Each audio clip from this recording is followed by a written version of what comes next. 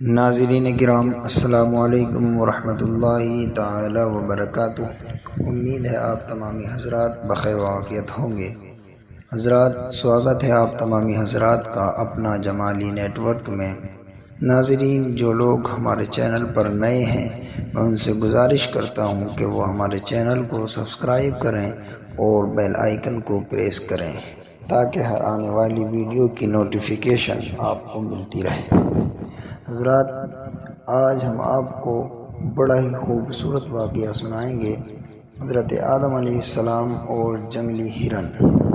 حضرت آدم علیہ السلام جب جنت سے زمین پر تشریف لائے تو زمین کے جانور آپ کو زیارت کو حاضر ہونے لگے۔ حضرت آدم علیہ السلام ہر جانور کے لیے اس کی حسب مقدار دعا فرماتے۔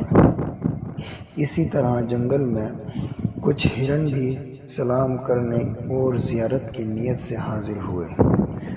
آپ نے اپنا ہاتھ مبارک ان کی پشت پر پھیرا اور ان کے لیے دعا فرمائی تو ان میں نافع مشک پیدا ہو گئی۔ وہ ہرن جب یہ خوشبو کا تحفہ لے کر اپنی قوم میں واپس آئے تو ہرنوں کے دوسرے گروہ نے پوچھا، یہ خوشبو تم کہاں سے لے آئے؟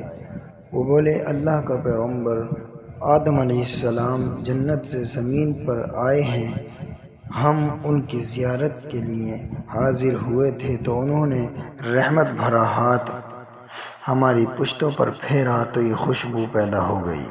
ہرنوں کا وہ دوسرا گروہ بولا، تو پھر ہم بھی جاتے ہیں۔ چنانچہ وہ بھی گئے۔ حضرت آدم علیہ السلام کی پاس جانے کے بعد انہوں نے سلام عرض کیا اور حضرت آدم علیہ السلام نے ان کی پشتوں پر بھی ہاتھ پھیرا، مگر ان میں وہ خوشبو پیدا نہ ہو پائی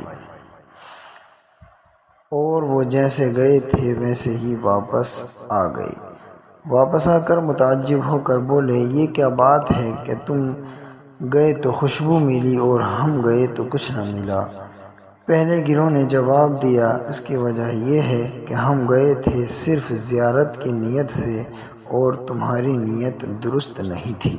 ناظرین، ہمیں اس واقعے سے، اس حکایت سے، اس قصے سے یہ پتہ چلا، یہ معلوم ہوا کہ اللہ تبارک و تعالیٰ کے جو نیک بندے ہوتے ہیں ان کی بارگاہ میں حاضر ہونے کے لیے نیت کے اندر خلوص ہونا بہت ضروری ہے، اور اگر کسی بدبخت کو کچھ نہ مل پائے تو اس کی اپنی